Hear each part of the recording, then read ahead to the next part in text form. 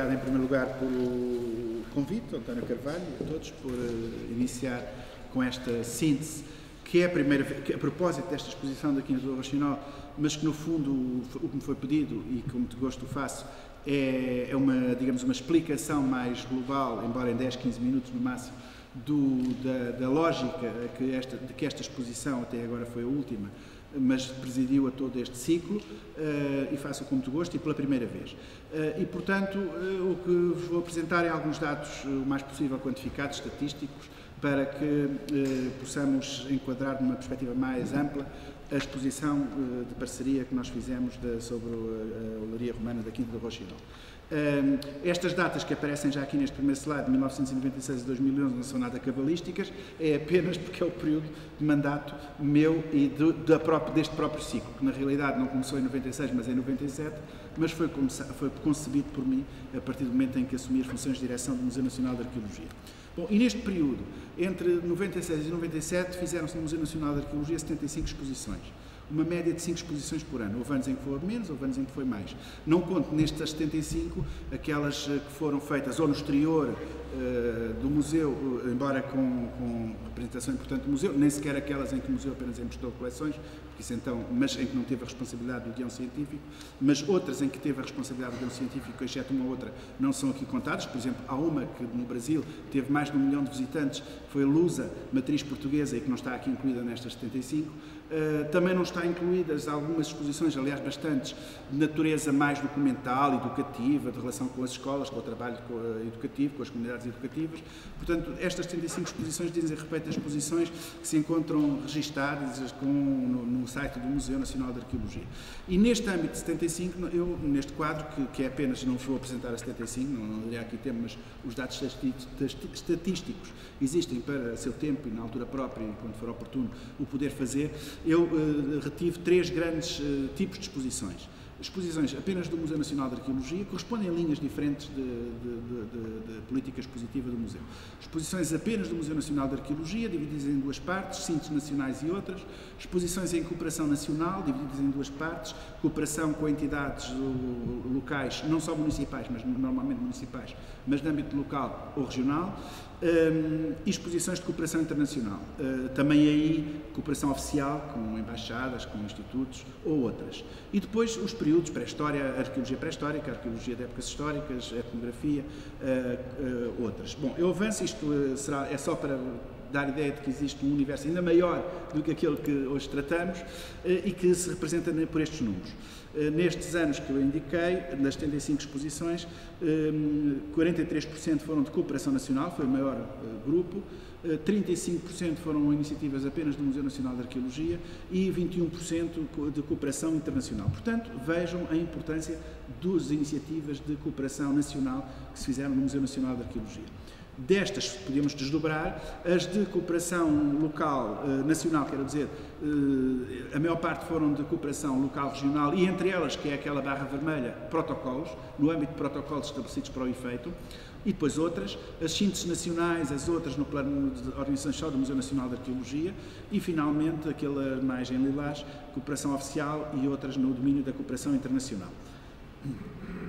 Ainda quanto às exposições, à sua localização no Museu Nacional de Arqueologia, mais de metade destas exposições aqui registadas foram feitas ou na Torre Oca ou na Galeria Secundária, que são 54%. Destas, quer na Torre Oca, quer na Galeria Secundária, uma parte significativa, cerca de 18 ou 19%, foram ao abrigo dos tais protocolos de cooperação nacional, está ali registado, e depois umas quantas foram na recepção, no próprio átrio de recepção do museu, outras no auditório. Extramuros está aqui considerado 1 ou 2, quando foram exposições apenas do Museu Nacional de Arqueologia destinadas à itinerância, e na galeria principal ainda apanhou a última, antes do meu mandato, ainda apanhou o final de Portugal Islâmico e depois das religiões da Lusitânia, que dura até hoje. Estes programas de parceria nacionais, agora remetendo-me só para o plano nacional, do Museu Nacional de Arqueologia, podem-se esquematizar como aqui está indicado. Parcerias com entidades não oficiais, associações de defesa do património, associações profissionais, empresas ou cooperativas ou entidades cooperativas, artistas e investigadores, parcerias com entidades oficiais sem funções na tutela do património, escolas, institutos, centros de investigação, etc., e parcerias com entidades oficiais com funções na tutela do património, organismos de poder central e autarquias. E dentre as autarquias, um subgrupo particular, aquelas que se regeram por parcerias ao abrigo de protocolos formais. E é disso que pouco se trata aqui, uma vez que esta exposição do Quinto do Rochinol foi nesse âmbito. Foram 32 no total as exposições realizadas em parceria nacional, no Museu Nacional de Arqueologia, das quais as que estão indicadas com estas setas, a última é a Quinta do Rochinol, são as que foram feitas em protocolos. Foram 14 no total. Perdão, para trás. Como veriam-se pela continuação da apresentação, foram diminuindo de ritmo. No início, a primeira foi do povoado de Leceia e depois uma série de outras, ao ritmo de quase 6 em 8 meses, 9 meses, sucediam-se exposições deste tipo protocoladas entre o Museu Nacional e alguma entidade local, que, como digo, a maior parte das vezes foram câmaras municipais, embora também aconteceu um governo civil, etc. Portanto, mas foram diminuindo de ritmo ao longo do meu mandato, ao ponto de chegar a este estádio final em que esta exposição da Quinta do Rochinol já está há um tempo anormalmente grande para aquilo que seria o desejável neste tipo de parcerias, que eram os tais 8, 9 meses, um ano no máximo, como tempo de vigência deste tipo de exposições. Estas exposições, feitas mediante protocolos firmados entre as duas entidades, obtiveram pressupostos e depois obtiveram resultados. Os pressupostos são estes, sumariamente, que aqui estão apresentados, ou seja, a ideia geral era de que eram exposições cujos custos deviam ser repartidos metade por metade entre as duas instituições, embora podendo este metade por metade ser a totalidade numa fração, numa área, ou a totalidade noutra área, por uma questão de facilidade até administrativa de adjudicações, de logística toda ligada à execução prática destas coisas. Mas, em geral, seria esta a ideia. O MNA pagaria a totalidade do projeto de museografia. Aliás, o MNA sempre se reservou, em todos os domínios, especialmente no domínio do projeto, o direito e o dever de certificação e de, digamos, de se sentir bem e de considerar como adequado ao espírito do museu, às necessidades do museu, à qualidade, enfim, à natureza das mensagens que o museu, o projeto. Portanto, o projeto de museografia foi qualquer coisa que foi sempre trabalhada muito em relação com o museu, com o parceiro, certamente, mas como ao museu e ao ponto do museu, na maior parte dos casos, ter pago a totalidade do projeto de museografia. O pagamento de metade dos custos da execução oficinal, da execução prática do projeto de museografia e do catálogo, se houvesse, nem sempre houve. A organização de programas educativos intramuros e a promoção pública da exposição. Ao parceiro coube a organização da comissão científica estabelecida por comum acordo, incorporando um comissário executivo nomeado pelo MNA, normalmente alguém da equipa do próprio museu que integrava, mesmo não sendo especialista nesse determinado tema da exposição, integrava enquanto comissário executivo, de ligação e comissário executivo, o comissariado científico da exposição. Fornecimento de todos os originais para exposição e catálogo, incluindo aqui o restauro e conservação de peças. Um dos principais, eu não vou ter tempo de entrar muito por aí, mas uma das principais consequências positivas desta ciclo de exposições, destas 14 exposições que se fizeram ao abrigo deste sistema de protocolos, foi o restauro de coleções, que é de facto muito notável, e em parte feito no Museu Nacional, em grande parte, aliás, feito no Museu Nacional de Arqueologia, por vezes internamente até era preciso gerir alguma dificuldade interna, devo confessar, que era o facto de vermos os nossos laboratórios muito ocupados com coleções que não eram do Museu Nacional de Arqueologia, mas que serviam exposições que iam ter lugar no Museu Nacional de Arqueologia, e isso evidentemente criou alguma dificuldade de gestão dos poucos meios que temos, portanto, incluindo o restauro de coleções, assim como o pagamento de direitos autorais de textos e imagens, quando os houvesse.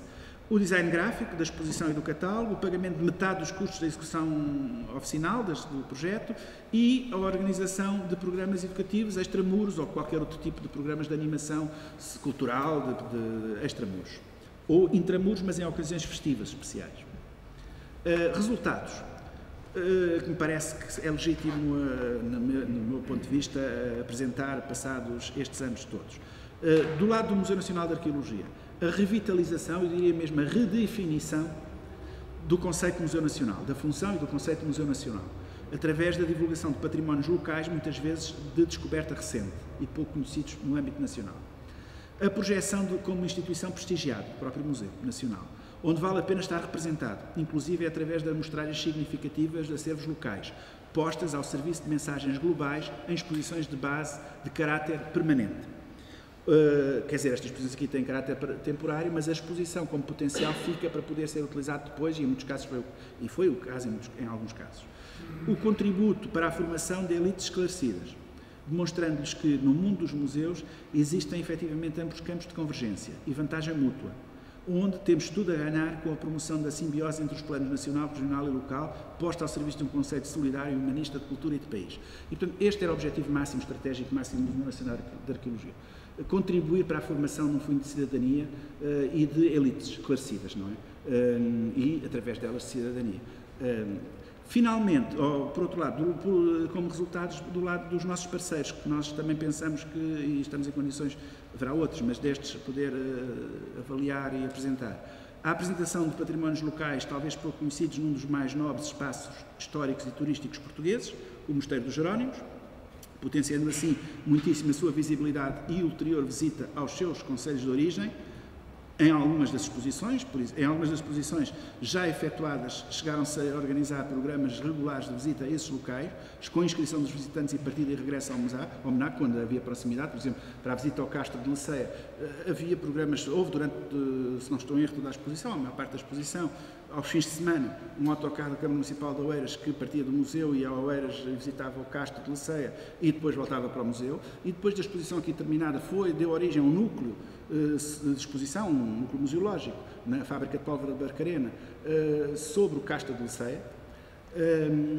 Portanto, locais, com inscrição e partida de regressão. Noutras, procedeu-se à distribuição massiva de documentação turística com indicações de roteiros de visita e pontos de apoio locais.